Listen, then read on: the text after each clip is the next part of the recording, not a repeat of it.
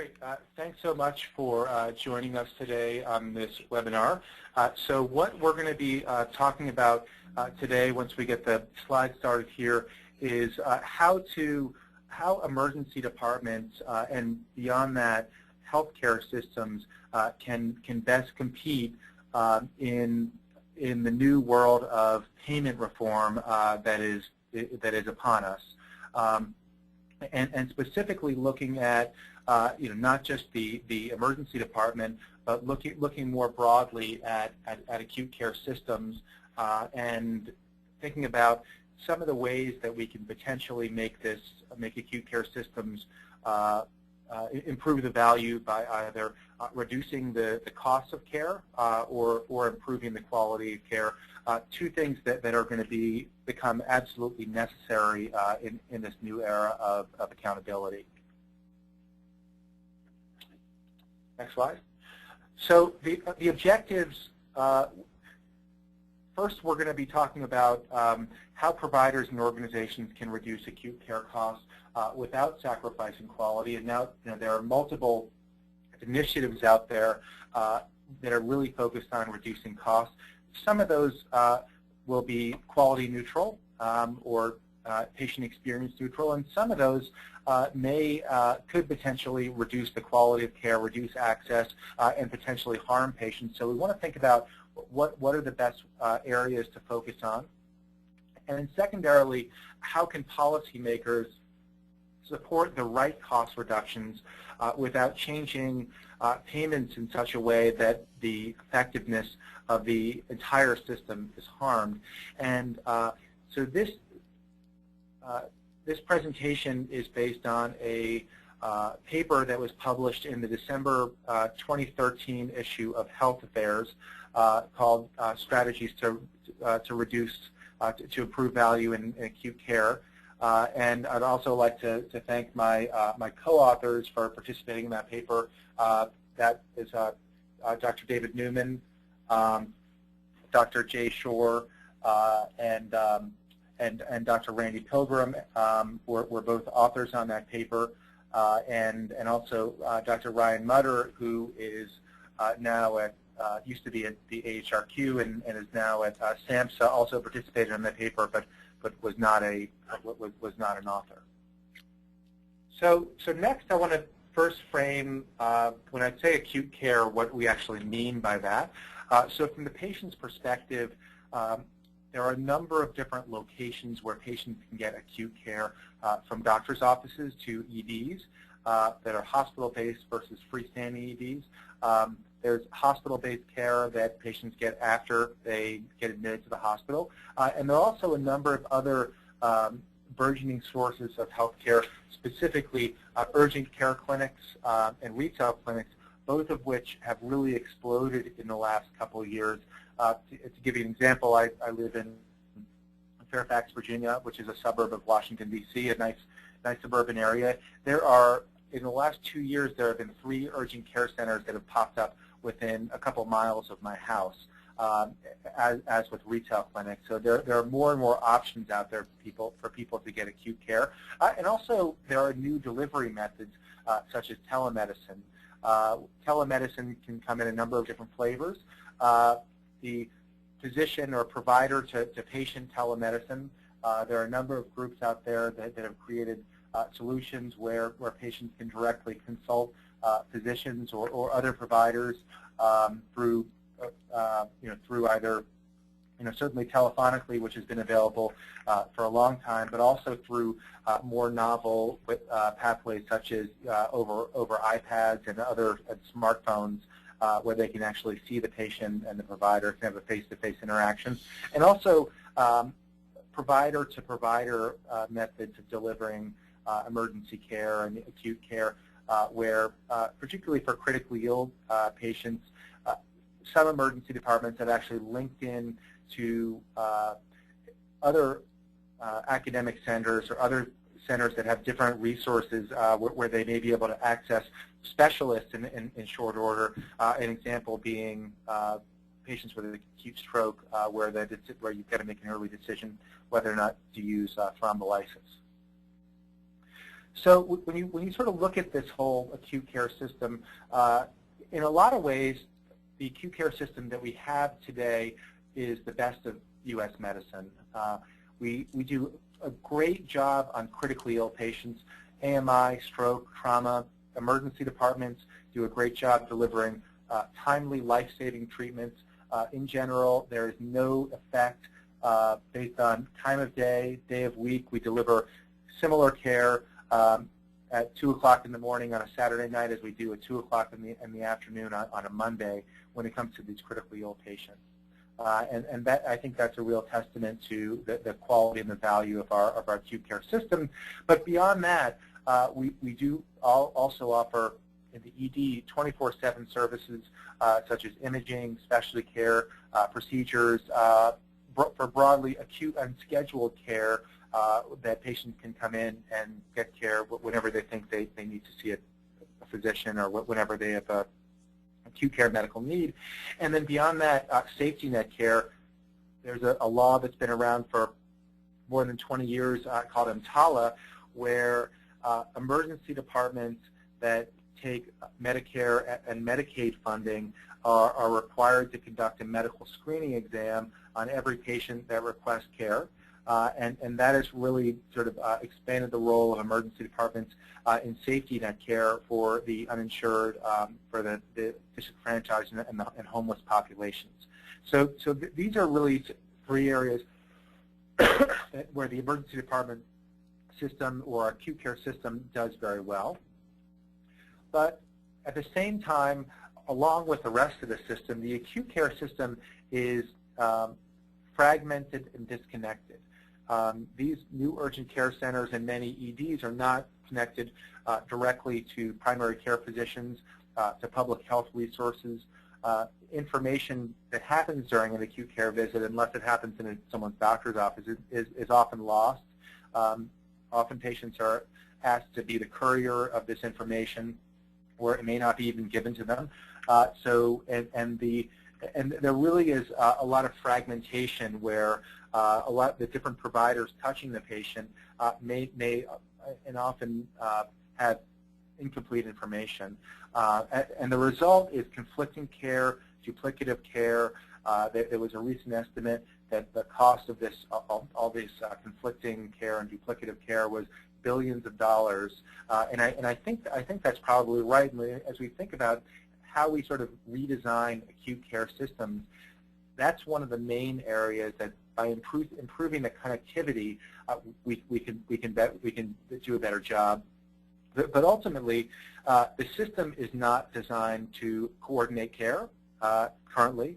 It's designed on a fee-for-service model where each individual test and visit gets separately billed, and there's no broader accountability for overall costs and or price at this point.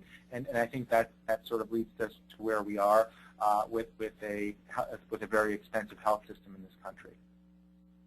So from the policy perspective, the Affordable Care Act does a long way to encourage cost containment.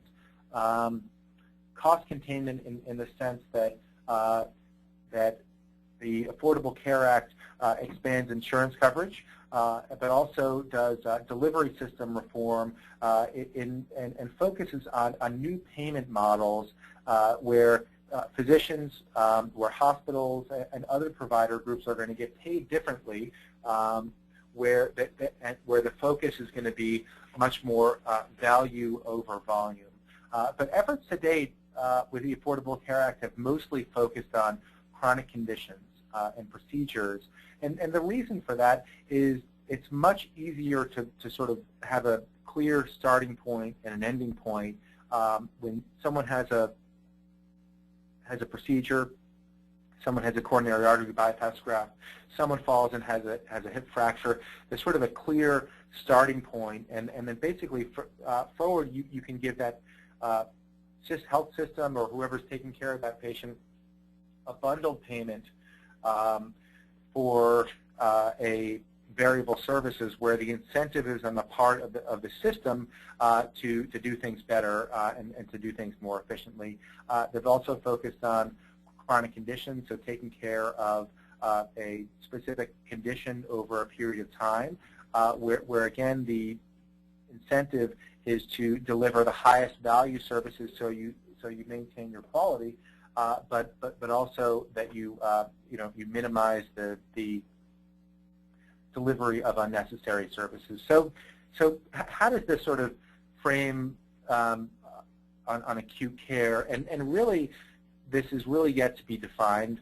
When you ask folks in the emergency department, and if you look at some of the natural experiments up in Massachusetts after Massachusetts health reform, and you look at what happened in Oregon after the Oregon lottery, what the expectation is that when people get health insurance, more people will come to the emergency department, and that's sort of that's sort of independent of delivery system reform.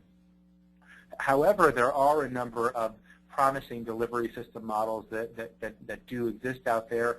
Some of the models include this new urgent care model of having patients go to an urgent care center for minor conditions rather than coming into the emergency department. New models of primary care, such as the patient-centered medical home, which is a new way of delivering primary care that focuses on the whole patient and focuses on improving access, improving information flow, and ultimately shifting some of the responsibility for activities that can be done by a lower cost provider to that lower cost provider. But there are some real barriers in implementing a lot of these models, and it really depends upon the local community how a lot of this is going to play out. For example, some communities, some states will not undergo the Medicaid expansion. Some states already have a high rate of uninsured. Some states don't have a lot of primary care providers.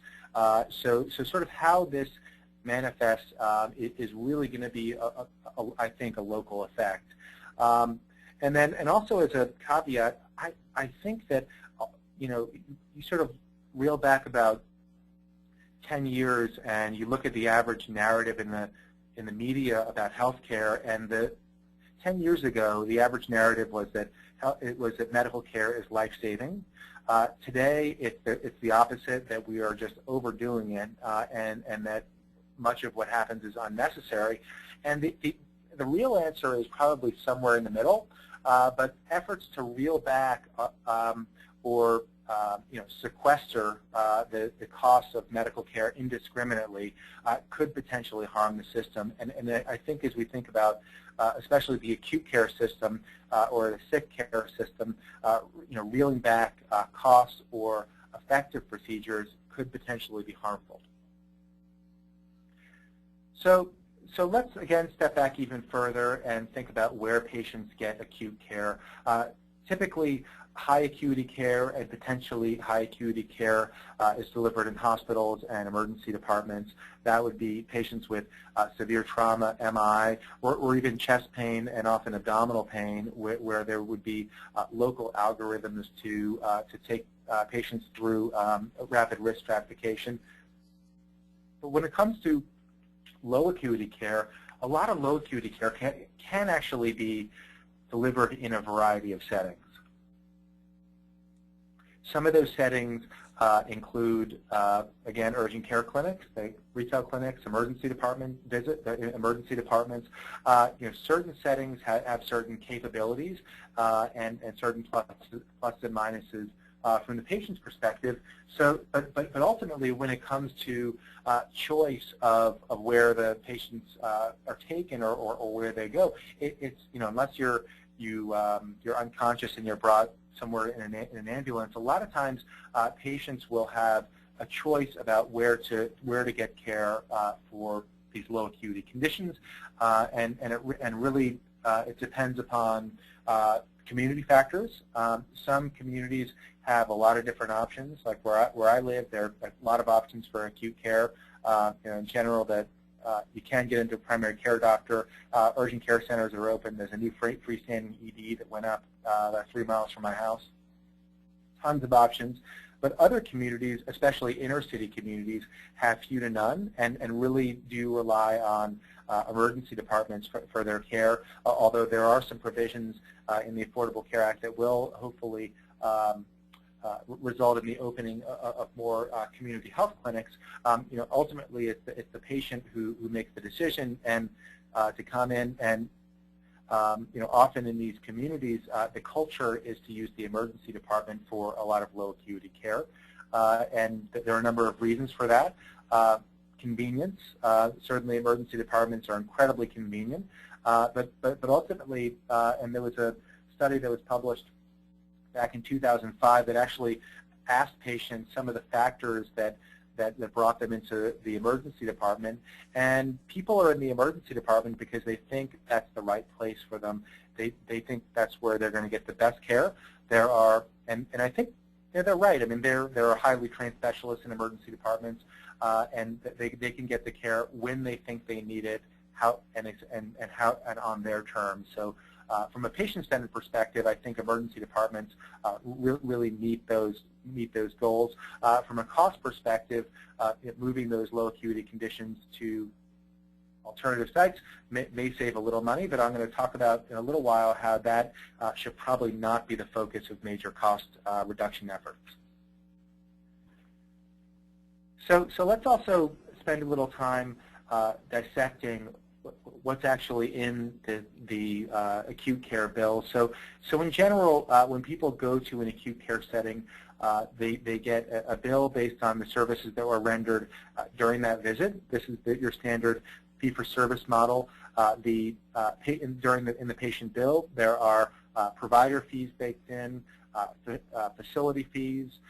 Facility fees are the payment that goes to the facility, the hospital, or otherwise for that patient, for that encounter. Often the facility fee is 80% or more of the bill. In general, those facility fees come from mostly hospitals or hospital-based systems. Freestanding EDs also charge facility fees.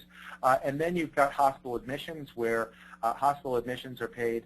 The emergency department providers would get paid a provider fee, and then the remainder would be bundled into what's called the diagnosis-related group, the DRG, which is the facility fee for the hospitalization, and then any inpatient providers that sees the patient would also charge their provider fees. So next we're going to talk about sort of the overall costs of the acute care system. This was an estimate based on data from the Healthcare Costs and Utilization Project, data that's released by the Agency for Healthcare Research and Quality. And there have been multiple estimates out there of what proportion of overall healthcare costs go to emergency departments. And these are some of the estimated costs. And so there was a paper by Michael Lee and colleagues that estimated this at about 5 to 6%, but even up to 10% of overall healthcare costs go to the emergency department. But really, when we look at the overall amount of hospitalizations that emergency departments guide, that has really gone up dramatically from 2006 to 2010, and so the overall visit number has gone up slightly, but the average, the total cost of those visits has gone up dramatically.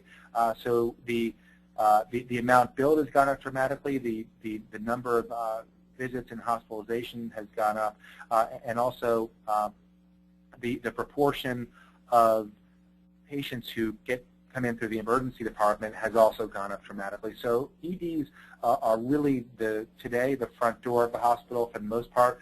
More than half of hospitalization costs are generated in emergency departments.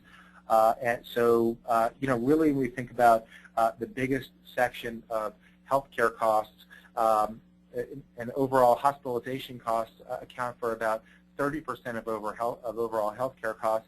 I would argue that rather than focusing on these low acuity visits, that hospitalizations should be the major focus of cost reduction efforts. So this is some data from other sources on acute care visits. So in 2010, this was data from the Centers for Disease Control. There were about 1 billion U.S. outpatient visits in the United States. About 35% of those, or about 350 million, were for acute care. There are some estimates of urgent care clinics, about 8,700 in the U.S. back in 2010, but that's certainly grown. Retail clinics have gone up dramatically. This is some older data, so almost 5 years old now. 2009, there were 6 million retail clinic visits in the U.S. But again, urgent care clinics and retail clinic visits, these are exploding, and I think one of the reasons why we're seeing in some communities actually a reduction in some of the low acuity ED visits. So comparing costs across settings is complex.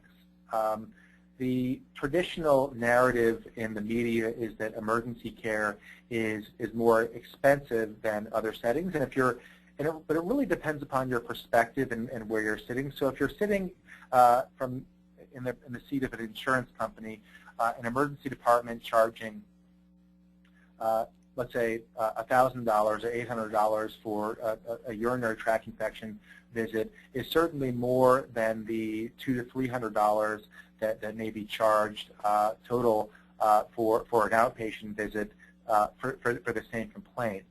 But if you start looking at some of the other factors, so from the patient's perspective, their out-of-pocket costs may be could potentially be even lower if they're seen in the emergency department, particularly if they've got to miss work and they're going to miss a day of work to be seen in the emergency department, even with that higher $50 or $100 copay. So the out-of-pocket cost for emergency care, from the patient perspective, can be it's certainly higher from a copay, but it really depends upon if you take into account all the costs. And also, if you compare these costs, the question is, what is the right control group? So if you compare, like I did earlier, ED to outpatient clinic visit costs, certainly for similar conditions, outpatient clinics will send a lower bill. But when you compare hospital admission versus an ED visit only, there's about a 8 to 10-fold difference in the cost or the payments that are delivered to hospitals for hospital admissions versus ED visits on average. So again, because this is a much bigger number out there, I think the major focus should be on this on potentially reducing hospital admissions. And then you have the other issue of what happens when you build 3 urgent care clinics in Fairfax, Virginia, and the certain effect is those urgent care centers are going to fill up with patients. You may see some reduction in ED visits, low acuity visits at Fairfax Hospital, but the question is, if you're sitting in the insurer seat, do your overall costs fall when you do that? And I would contend that probably not, because opening a new urgent care center, you are going to probably generate some additional business that you wouldn't have generated if that urgent care center hadn't opened. This is a principle called supply-induced demand. So certainly opening these urgent care centers is more patient-centered and improves patient access. My contention is that overall costs will increase by creating more low acuity alternatives. So let's move back to the marginal cost issues in the emergency department. So the way an emergency department is set up, there are a certain number of patients who come in throughout the year. Some of those are low acuity patients. Some of those are much higher acuity patients. And what tends to happen is that there's a lot of cost shifting. So let's take your critically ill trauma patient. In order to take care of a critically ill trauma patient, you need several doctors there, one-on-one, a lot of resource utilization over a very short period of time, and you've got to have all the resources at the ready 24/7. That is tremendously expensive. And then you've got your low acuity patient with a urinary tract infection, who may get a higher bill for being seen in the emergency department. there's a tremendous amount of cost shifting where some of those costs for that trauma patient are shifted onto that urinary tract infection patient. So pulling out these low acuity visits, it'll be fascinating to see sort of what happens to the economics of emergency care, because it's really, a lot of the economics are built on the fact that we can charge fee-for-service payments and do some internal cost shifting. There have also been 2 papers that have looked at economies of scale in the emergency department, where the actual cost of seeing the incremental patient in the middle of the night or off hours is actually close to zero, because the lights are already on, the staff are already being paid, and that the marginal cost is actually very low. And that's based on the contention that there are few economies of scale in emergency departments, and that that the costs are essentially fixed. And that we can actually see these marginal patients at a very low cost. But there was another paper published by Dr. Bamazai in 2005 that looked at economies of scale and actually did find some economies of scale in emergency departments. So really, when it comes to comparative cost, the upshot is this is much more complicated than saying emergency departments are expensive, we've got to get people out of emergency departments. So next, we're going to move to some of the barriers to cost containment. And this is not everything, but these are some of the barriers. So the first is legal liability. And there's been a lot written about defensive medicine and the cost of defensive medicine.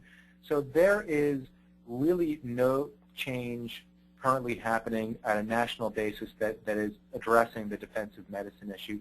Still, the way the system works is something bad happens, a chart is dissected by a lawyer and some experts, and there is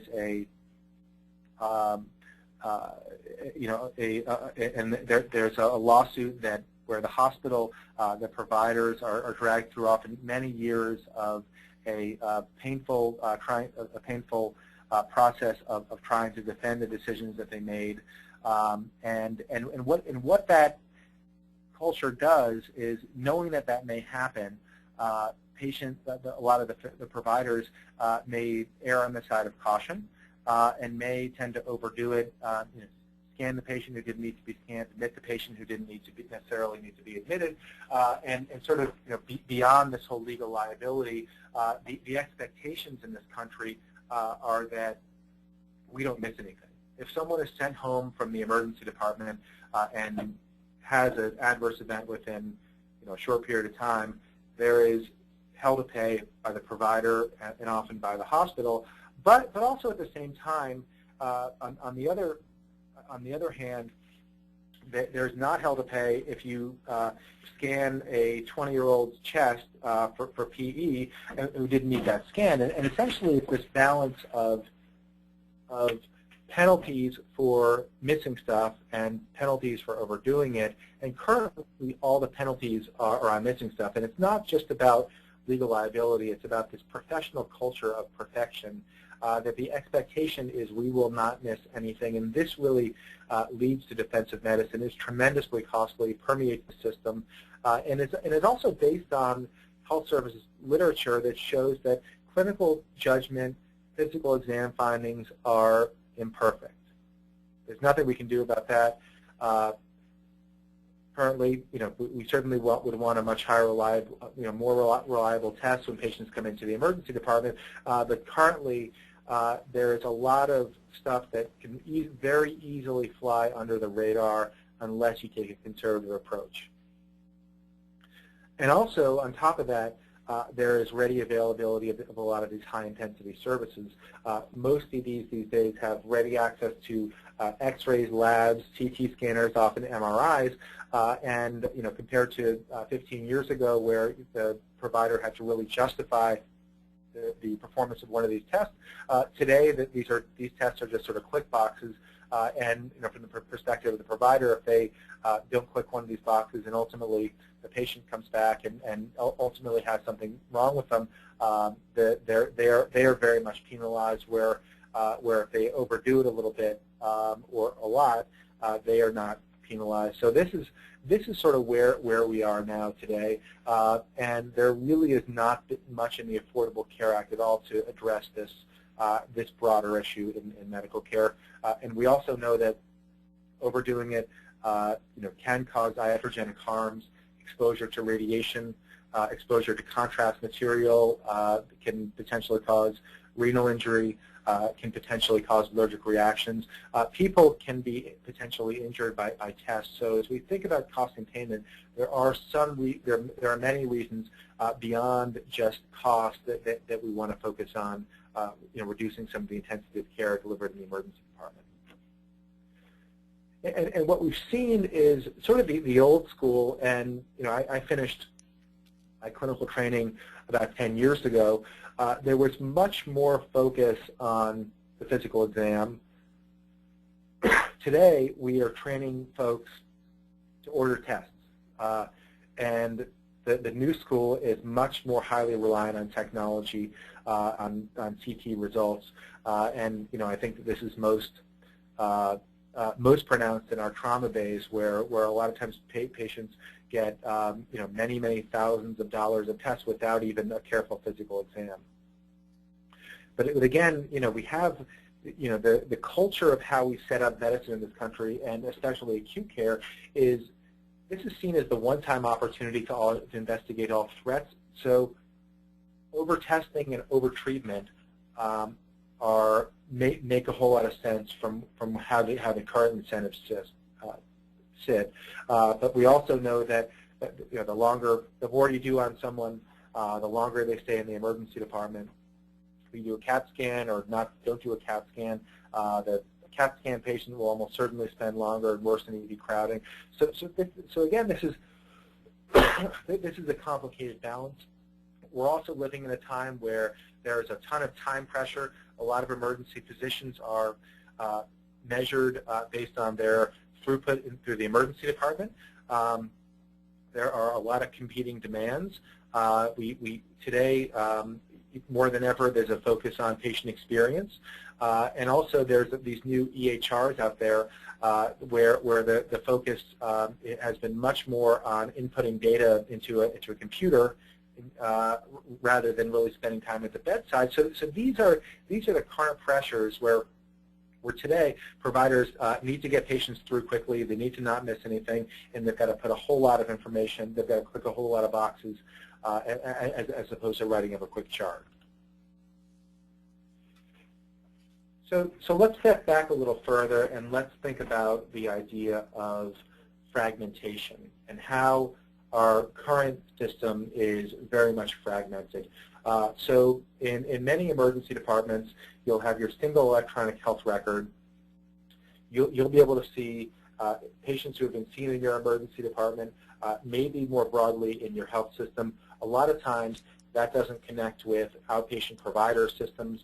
However, there are some systems out there that are much more connected. The VA system has an integrated electronic health record. Kaiser Permanente has an integrated electronic health record called Health Connect. Kaiser, in particular, has also instituted a number of other things that have been very effective in reducing costs and better sort of right-sizing acute care demand by doing demand management on the front end, figuring out by telephone where patients need to go. Once they come into the emergency department or they're seen in urgent care centers, it's very easy to get patients follow-up appointments. They end up keeping patients in the emergency department longer. So they focus a little bit less, especially on undifferentiated patients, unnecessarily, just pushing patients into the hospital. They spend longer working patients up in the emergency department, and ultimately get those patients back out to their outpatient providers. And really, it's sort of aligned incentives for providers. So I think Kaiser really represents a good example of where we should be going. Kaiser is not the general U.S. health system.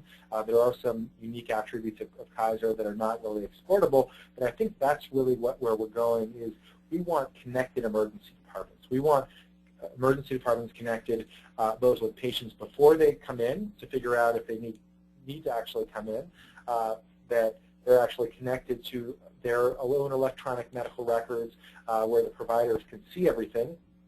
And on the back end, they're connected to a responsive outpatient system so people can get follow-up appointments, and that the outpatient system will actually take responsibility for handling a lot of these acute care complaints that you don't necessarily need to be in the hospital for, but in many hospitals and in many systems, there's just nothing on the outside, so the patients need to come in the hospital. So, and I've talked a little bit about this, sort of our two major costs in the emergency department are advanced radiography testing, CAT scans, and admissions. Often these are seen as a sort of a safe harbor. You know, if you send someone out with a negative CAT scan, you're more protected than if they don't have one. If you admit them to the hospital, you feel like your liability is reduced. But again, in a high-value system, there needs to be a countervailing force to discourage some of that overuse, and there's got to be a countervailing force to give incentives to providers to actually do the care coordination that's needed so that the patient can be discharged, rather than having hospital admission be the passive least resistance. And again, currently ED providers are not recognized for the time spent coordinating care. So discharging someone from the hospital or from the emergency department, it might take a lot more time because you've got to make 3 phone calls rather than just admitting them and letting the inpatient team take care of it, which is certainly the more expensive decision. But from where the provider is sitting, they have got a safe harbor. They've sort of done their job. Often patients, some patients like to be in the hospital rather than trying to coordinate complex care on the outside. And you don't have to spend the time coordinating care. So how can we sort of change the incentives of providers to really do a lot of this stuff? And this is really the question for accountable care organizations these days. How do we actually do this in a system outside of Kaiser? So as we think about some of these strategies, I put things in 3 categories. The first would be input, which would be your demand for acute care. Second is throughput, more broadly, which is what we do when the patient comes into the emergency department. So ultimately, when it comes to input, often patients can choose for where they want to go. There are a lot of healthcare establishments out there. When it comes to emergency care, they're under EMTALA. They got to see them. Patients can often make that decision themselves. When it comes to throughput, in terms of what we actually do for patients in the ED, we as ED providers can actually control that to a good degree. And then there's output, which is getting patients either into the hospital quickly or getting people back into the outpatient environment. That's another area that I think certainly requires more investment of time on the emergency physician's part, but also requires a responsive outpatient system that will actually take care of those patients and will actually be responsive. So when it comes to minimizing demands for acute care, there are sort of 2 basic approaches. You can either prevent acute care from happening. Examples of prevention efforts mostly lie in the public health arena: vaccinations, efforts to have kids wear bike helmets, seatbelt laws where you try to minimize the injury when someone has a motor vehicle crash. But where people are really going is more this sort of phenomenon of setting substitution, where the logic goes, if I build an outpatient care center, that patients will choose to use the outpatient care center rather than the emergency department, and that because the outpatient care center may send a lower bill, that the overall costs are going to fall. And some of those examples, again, urgent care centers, retail clinics, and also patients that are medical homes that have open access scheduling can potentially reduce some of the low acuity demands on emergency departments. But the broader issue is, what does that do to overall healthcare costs? And I think the jury's still out on that. The jury is also still out in terms of how effective a lot of this setting substitution kind of work is. Some medical homes are very effective at setting substitution. There's actually been only one medical home system, Group Health Cooperative, out of the state of Washington.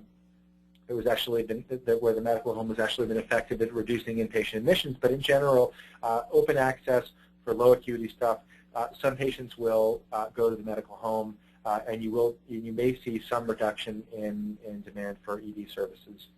But again, the overall balance about whether or not this is cost saving from the perspective of an ACO, I still think remains to be seen. And I mentioned some of these areas. The disease management is also a big area that places are focusing on. Taking a look at chronic diseases, and can you better manage chronic disease in a patient-centered medical home environment and reduce episodes of acute care illness. There was a New England Journal study about 2 years ago that found that commercially available disease management systems were ineffective at reducing admissions. Some have, some sort of more, smaller pockets have shown that disease management in some areas is potentially effective, diabetes and a few other niche areas. But again, the jury is still out on whether broadly disease management is broadly effective, and sort of like the most delivery system redesigns, like the patient-centered medical homes, it really depends on how you do it.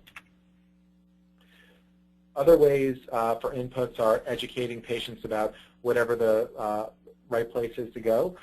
In a lot of the demand management, having a phone, doing telephone triage, assessing whether or not they need to go in at all. We did a systematic review about efforts outside the emergency department to reduce ED care, and they were found to be highly variably effective at reducing ED visits.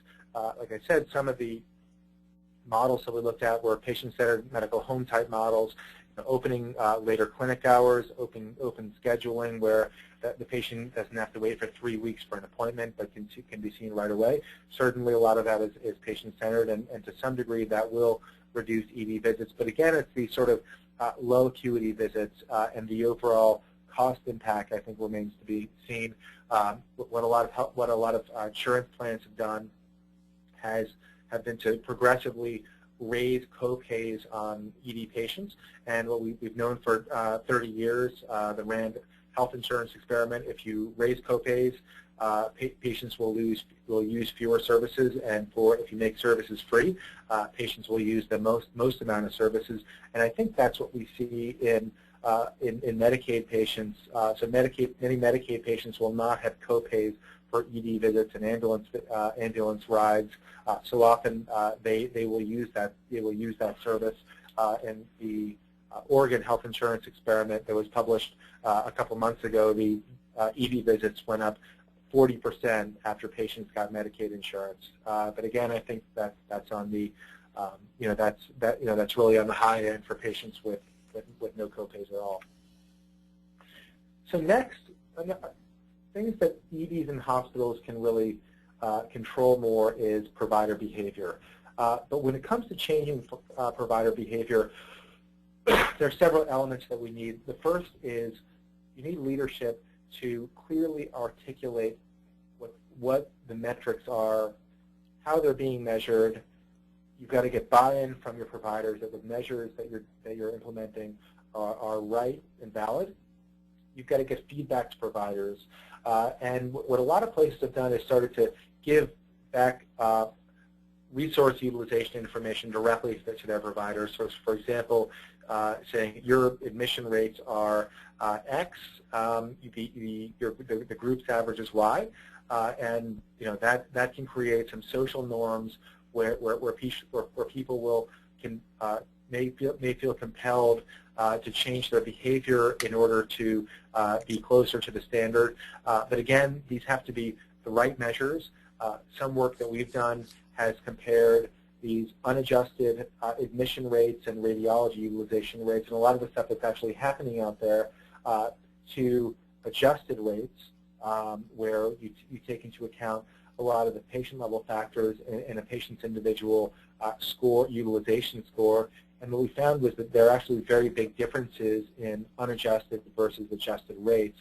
So how you do this and whether or not you get buy-in and whether or not providers really believe in this and will change behavior depends upon the measure, how you're doing it, and are you doing it in a way that providers can really impact it. So, and feeding flow information back to providers has been very effective at improving flow in the ED. Knowing that a particular provider is slow or fast can really be effective, because that is something that providers can, to a large degree, impact flow by moving patients through the system a little faster. Other potential areas are shared decision making.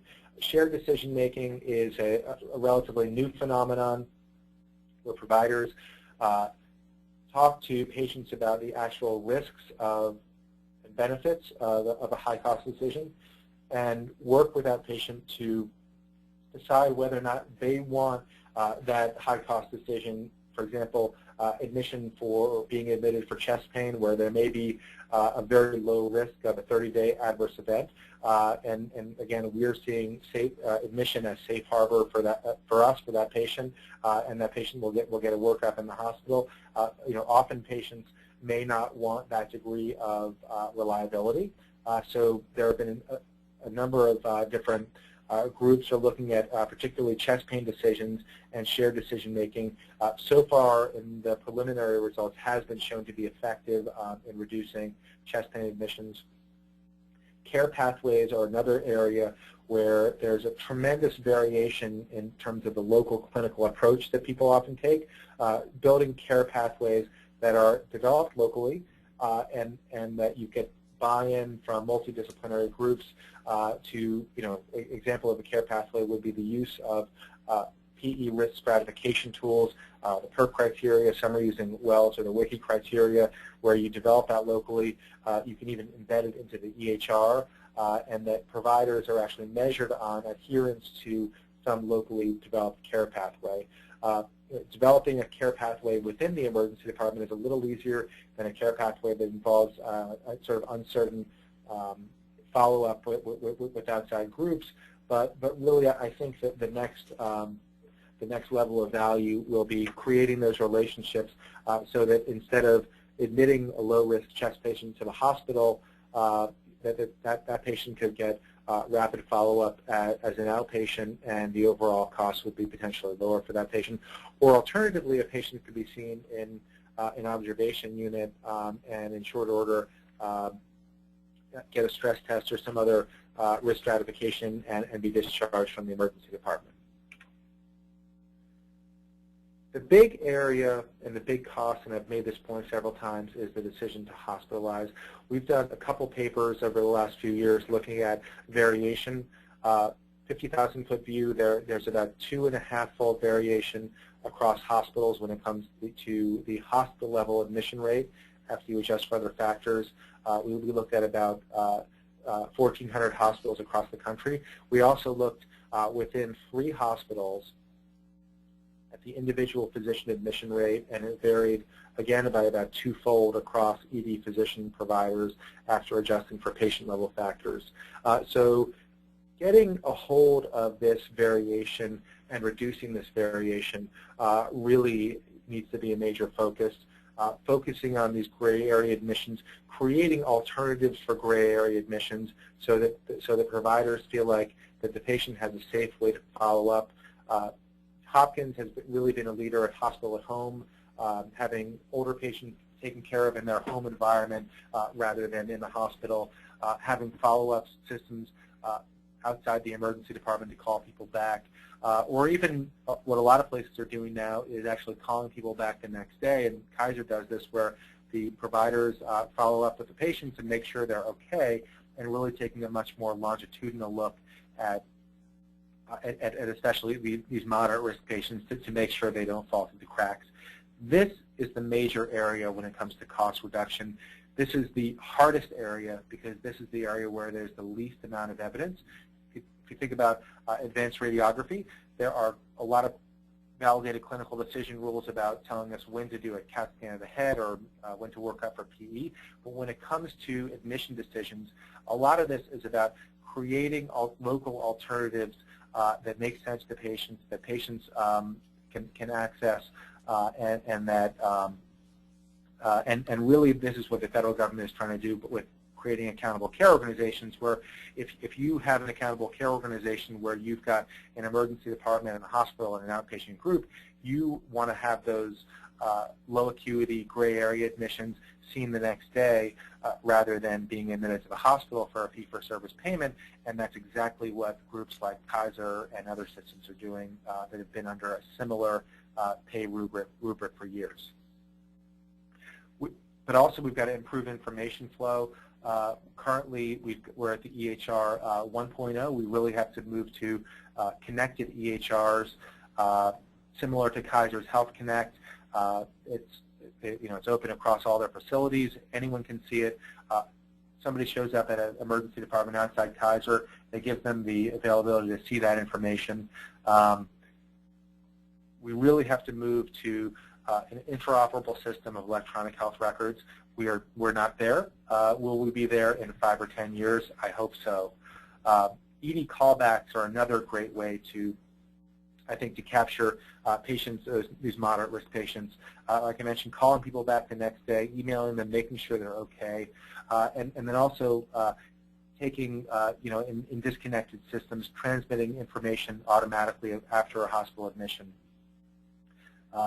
back to the primary care provider can be very effective. Next, we're going to move, and I'm going to touch on payment models briefly. For the most part, emergency department visits are seen as an outcome these days. Currently, there are sort of 3 dominant payment models: fee-for-service with some sort of a value adjustment modifier, episode-based payments, and capitation and global payments. Both are sort of in the family of getting a fixed payment for a variable service. I would contend that really the only safe way to do to continue to reimburse acute care is under this fee-for-service model. But you really do need to create new quality metrics because for multiple reasons. So one, acute care providers, we don't control our own demand. Some systems like Kaiser do have offline demand management systems. Those are very expensive to maintain. Currently, the whole system, including the safety net elements of our system, are built on fee-for-service. The model is so entrenched that moving to this new model, particularly in the acute care model, it needs to be carefully tested before dramatic change, because it would be incredibly disruptive. It could potentially marginalize the safety net role of emergency departments and hospitals out there. So again, I think there should be discussion of these new models, but currently there is really no good pilot going on for acute care bundle payments that has been effective and where safety has been proven. However, there are some downsides. So retaining fee-for-service will certainly result in continued building of acute care centers. It doesn't also resolve the issue of available facilities and demand. So some communities need a certificate of need in order to build a new center. Certainly to build an urgent care center in a lot of communities, you don't need any certificate of need. You can just open one at the local mall. So it doesn't necessarily ensure that these systems are built, that these new facilities are built in the places that need them the most. But so there are some built-in inefficiencies with retaining fee-for-service.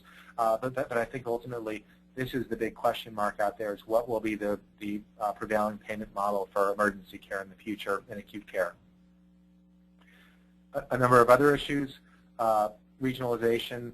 Regionalization is the notion of emergency departments as a group and hospitals within a group taking care of a population, ensuring that patients with critical illness get to the right place quickly. Right now, there are really no good metrics out there for regionalization, and there are a number of new models out there, freestanding EDs and telemedicine, that are really novel. But really the big picture is we need acute care measures that really sort of better capture the efficiency of what we do. We did another paper in that same issue of Health Affairs that was with Jay Shore, Renee Shaw, Helen Burstyn, and Michael Schul, that we talked about some of the issues in quality measurement in the ED, and we contend that really what we need is good measures of overall resource utilization that are validated to be balanced with the downside for not doing enough, which would be sending people home. But again, this is an area that really needs to be further developed, but before it's launched on a national basis. So just to conclude, in order to really improve the value of acute care, and I think that this is such a central question to ACOs these days, there are a number of strategies out there that can potentially make acute care cheaper. There are several areas that we can impact: input, throughput, and output to varying degrees. Output and hospitalization should really be the focus, in my opinion. I think that going forward, retaining fee-for-service with some sort of value modifier for measures to be developed is the right way forward for acute care. However, there may be other people that disagree with that. And also in any new acute care model, we really have to look at unintended consequences. The unintended consequence of building, having fee-for-service payments has been the construction of this enormous system to bill fee-for-service, but we also have to think about the opposite. If we start reeling back some of these costs, what are we going to do to patients, and are we going to reduce access? And if it's done indiscriminately, I think it really has the potential to harm people, so it really has to be done carefully in a way that unintended consequences are carefully measured and recorded. So with that, what I'd like to do now is to turn it over back again to Vicki, and I will stay on for several more minutes. If there are any questions, I can address them now.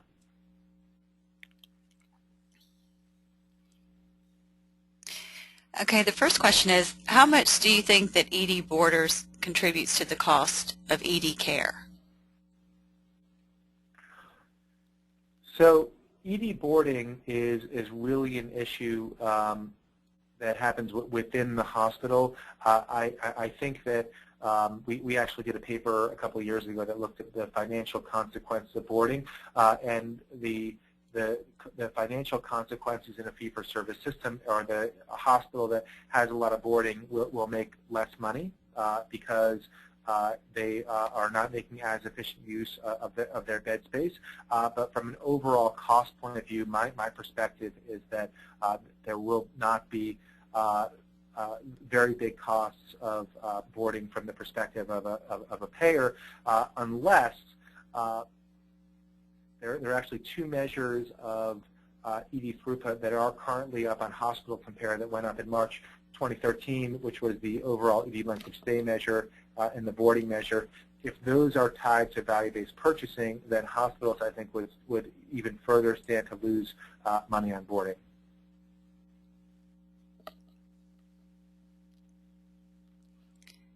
Okay. Are there other questions?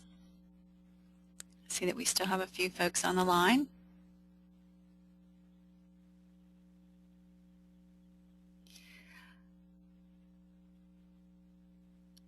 Well, we'll go ahead and conclude. We ran a little bit over, so we do thank you for your time and attention today. Our contact information is there. Again, this is Vicki Fowler, and I'm with SE Healthcare Quality Consulting. You can visit our website to learn a little bit more about us, and if there's anything that we can provide for you, please do reach out to us. I guess that will conclude our webinar today. Thank you, Dr. Pines, for joining us. We appreciate your input. Thanks for having me. All right. Thanks so much. Bye-bye, everyone.